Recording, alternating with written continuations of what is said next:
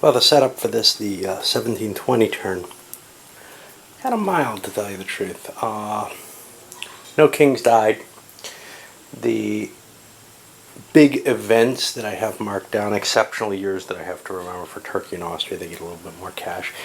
And France and Russia got enthusiasm for the Navy, which allowed them 10 more warships. In Russia's case, this is the beginning of their Navy, and they probably shouldn't have a Dutch one there. That doesn't seem quite right.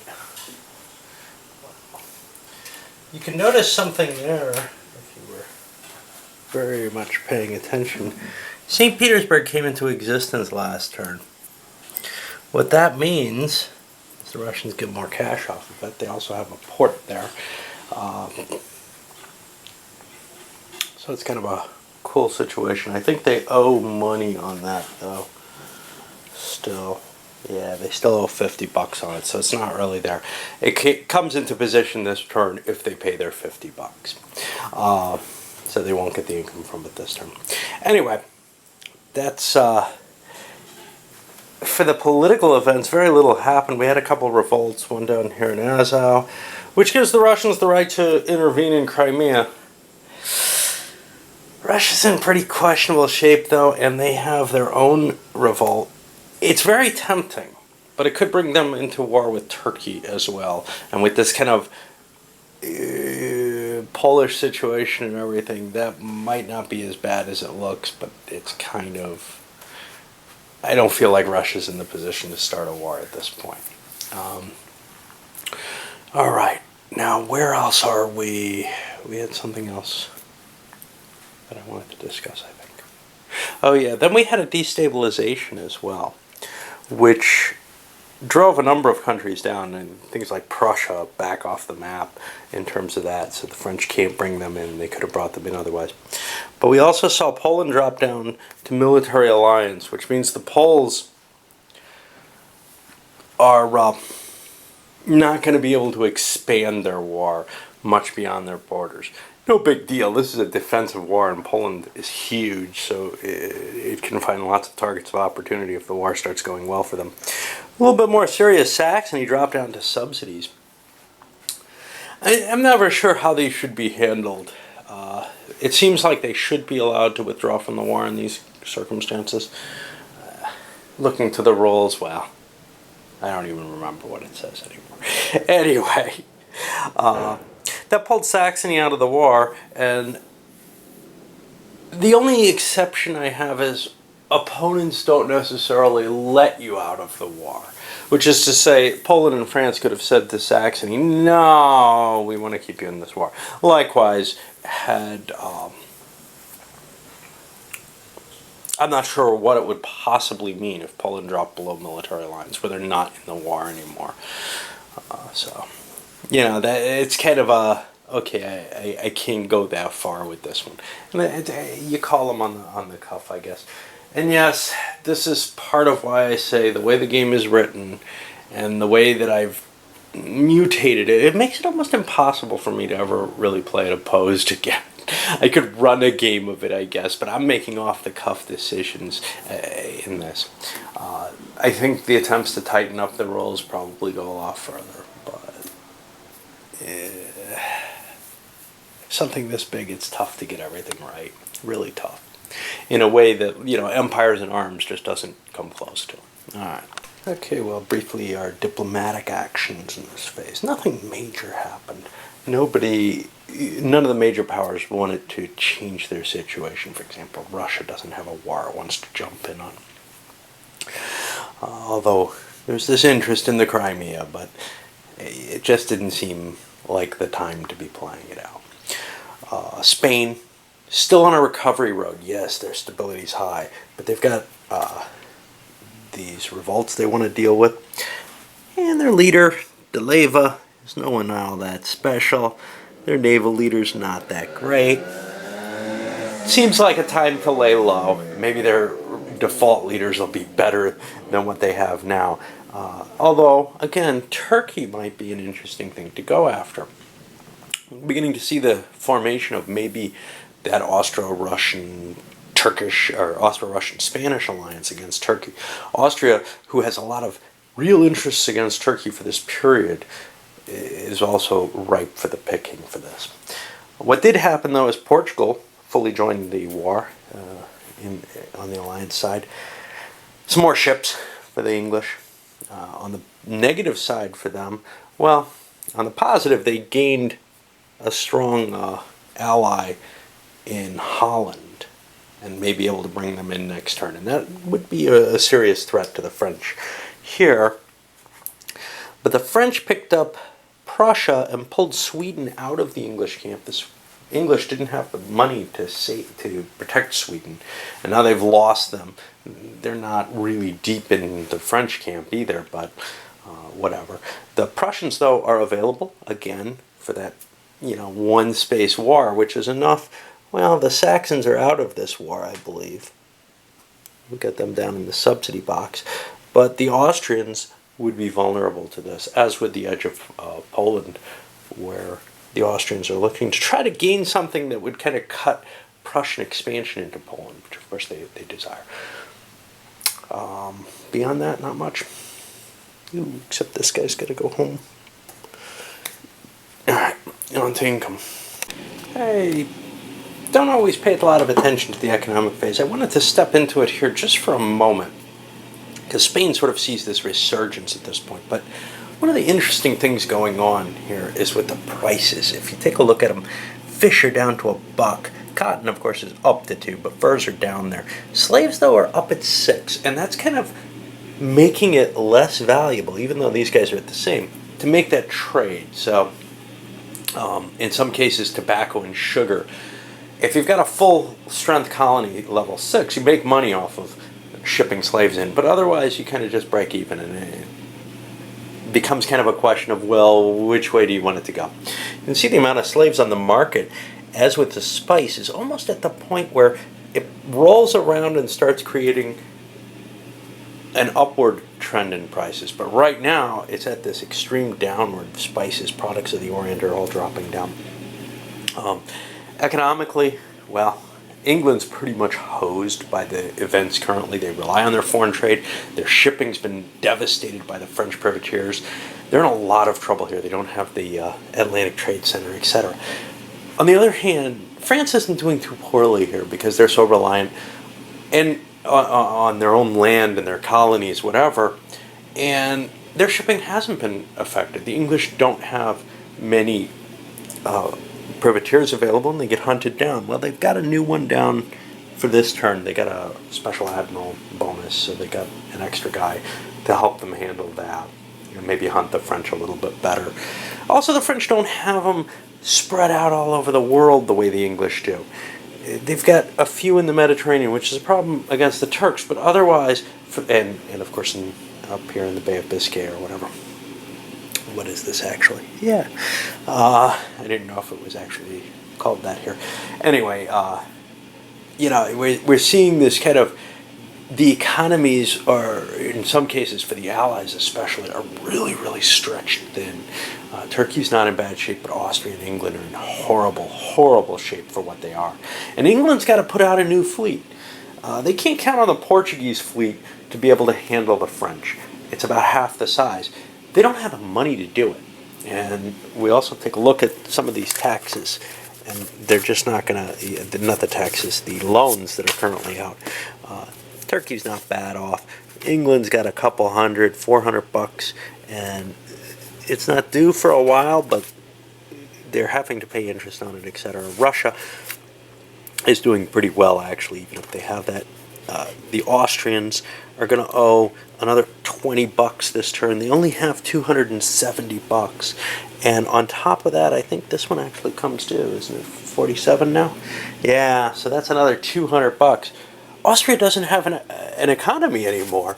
They're just collapsing here. The French owe 280 though for this turn plus the interest, and they have the money. They have nearly $1,000 this turn, and the French or the Spanish are doing pretty well now that they've got their islands back into play.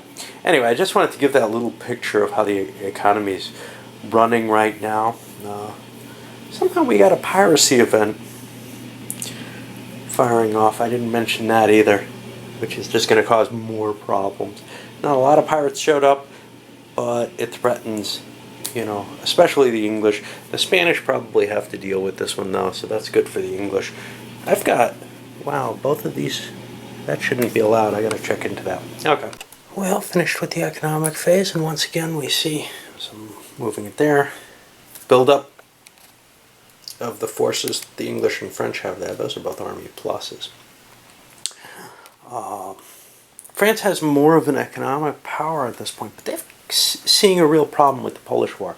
Essentially, this destabilization, dropping it down there, caused a situation which I'm going to write off as Poland's no longer supporting the French king. They're not really opposed to it. They haven't fallen out of the war, but they're in a position where they're in military alliance. They can still be attacked, but they're not going to provide any more reinforcements. Again, these kind of things are really hard to judge how to handle each one of these events, and it's just a common theme throughout the game. But anyway, the French have new leaders in place in a sense, with Vendôme up in Ireland and Villars now taking command of the Italian forces, which will try to press this war against the Austrians. Because honestly, England can't bring Poland to its knees. The Austrians can at least capture enough things that if the French can put the pressure on the Austrians, they can drive this war the way they want it to go. The English, we have this resurgence of the navies again. The French built theirs up more. The English have theirs built up. They tried to grab themselves a bigger navy for Portugal. Didn't get much. I ended up putting some stuff in their colonial instead, and with an intention to maybe make a raid on the French weaker holdings, possibly even coming down over here and harassing their slaves, their slave trading posts again, because quite simply those things are undefended, except by perhaps the natives there. Just a chance occurrence. Anyway, I guess we'll start these rounds. There's not a lot of new forces on the ground, basically. After a little bit of thought, I decided my handling of Poland that I had chosen on is just it's ridiculous.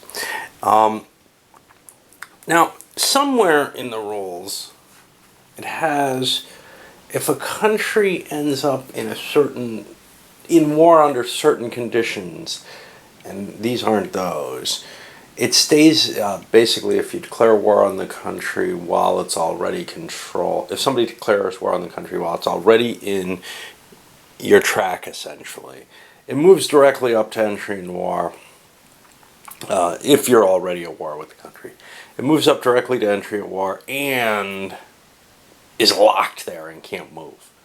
I'm not sure this should be extended across the board to every kind of declaration of war. I used to play that kind of way. But in this case, this is a war against Poland. I mean, if Poland stopped fighting it, essentially France has lost Poland already. So I certainly gave them reinforcements, and I think I'm going to boost them back up to entry in war, simply because it just it doesn't make any sense whatsoever. Now, Poland's still in trouble. They only got an army plus out of this, and they lost Poniatowski, so they're having to put a French leader back on the stacks because they didn't get a new Polish leader. So anyway, I guess I'll go on with the round. As the first round ends, we're not seeing any real surprises. Spanish positioning themselves, trying to work on the problem they have in the Caribbean. French attacked the English down here in the North American colonies. Got repulsed. I mean, this is pretty standard. We get some markers being put down for possible trading posts. French pushing forward into Connaught. The English fleet managed to slip down into Portugal to combine their fleets, and now there's going to be a major, naval engagement probably between the English and the French again. Over here was kind of the most exciting thing from my point of view. The Austrians came down and attacked Villar while he was still weak. They knocked him down to just 16 cav, but had to pull out. They actually were defeated. So victory points and war status changed hands. And now Villars has gathered up this big army. But he's lost all his artillery, actually. Well, he's lost 12 artillery, which is a big investment in order to keep the advantage with the cav so that he had a chance of breaking the Austrians. Not much going on here. The Poles the Turks opening up a new siege against the Poles. They have a real problem. You could say, well, aren't they kind of free? Well, not within an army here. So, like, the Crimeans could reach up here, but then a siege on Sueria would break their supply and they'd have to deal with that. Likewise, heading down here, they could, if they went into Krakow or Podelzia or anything really except for the marshes where the Poles were hiding, they'd end up in that same kind of position where they could easily be knocked out. Now with the marshes open, the Crimeans can slip into there. And I should have these Wallachians with them if they're going to be out like that. Russia went and cleared its little problem with revolts. That's about it. Probably not going to go into detail on many of the rounds here. As we push deeper into the rounds, Portuguese are beginning to burn French trading posts down here in Africa.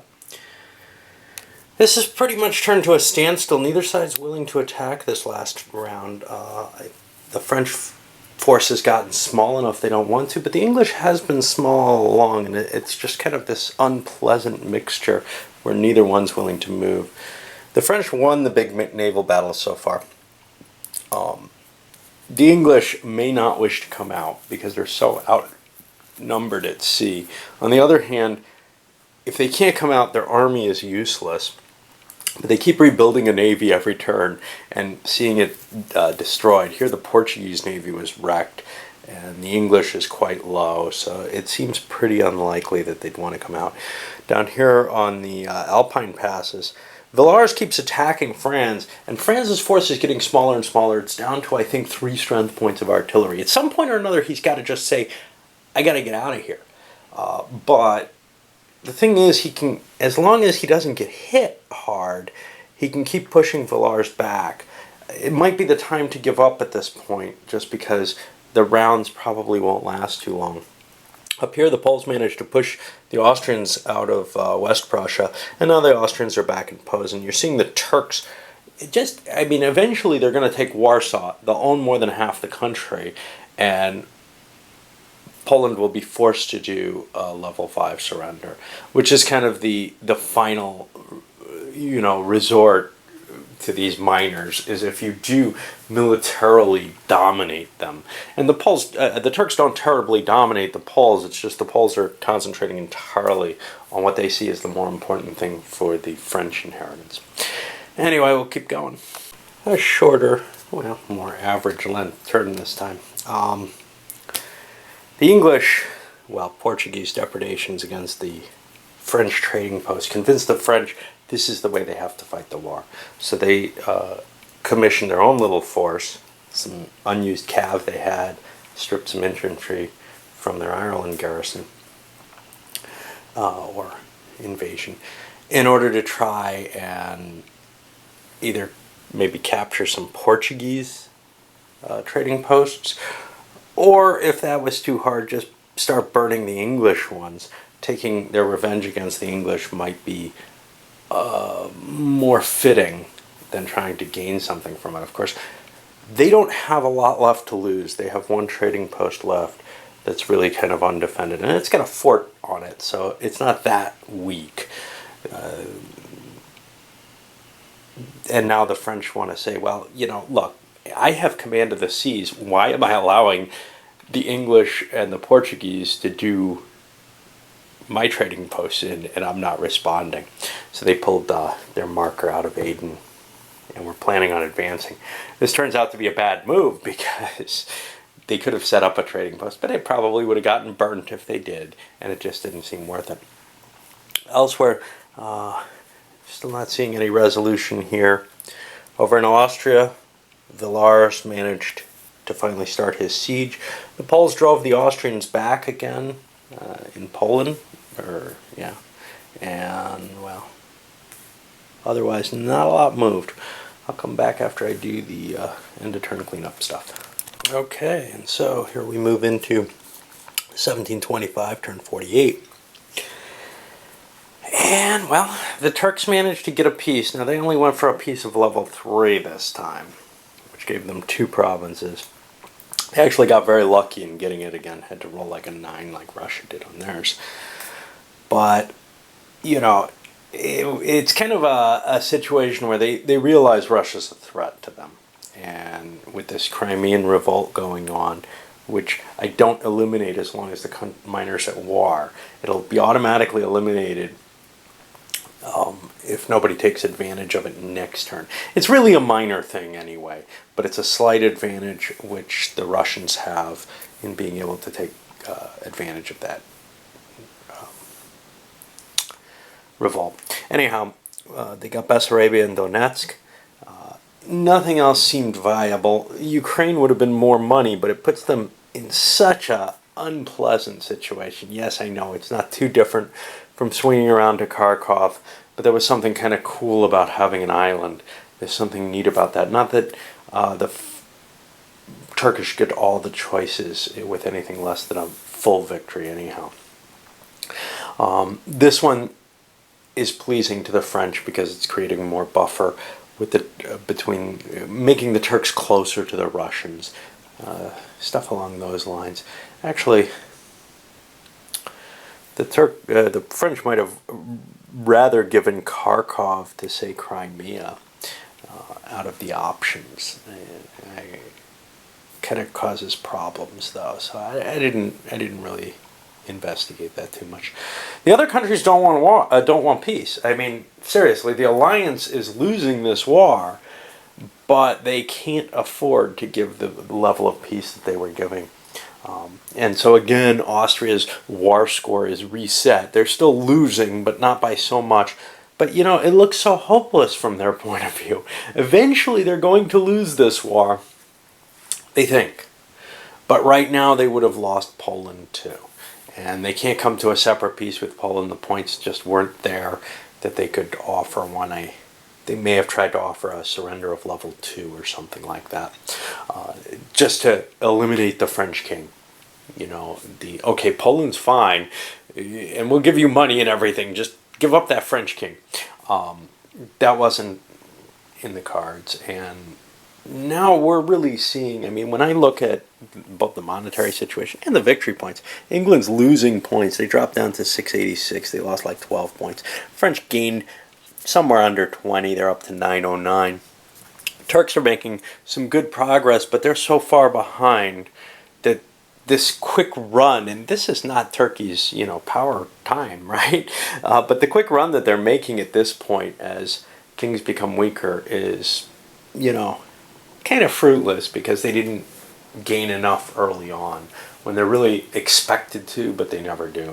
And I've almost never seen them do anywhere near their historical level on this. And Russia's got the same kind of situation. They've got a good amount of points because of the Portuguese situation. They really aren't losing points. They're just not becoming Russia quite yet. It's getting closer. It's definitely getting closer. But, you know, there's still chunks that are missing here. And the power that they're getting out of this, especially with the decline in the fur prices, is less and less important. We'll see where they go. We might see a pretty decent Russia by the end of the game. I've seen that happen. And the Risto events have kind of padded, given them some insulation against things like the times of trouble. They certainly didn't affect me as badly with Russia this time as I'm used to. Anyway, at this point, England's really got a fear because they realize the French are going to probably start burning their own trading posts. It's a good response. I mean, you know, as long as we left each other alone, it's fine. We're in good shape. But the English rely a lot more on their shipping, which has been destroyed. They have basically none left. And their trading posts, which are pretty vulnerable.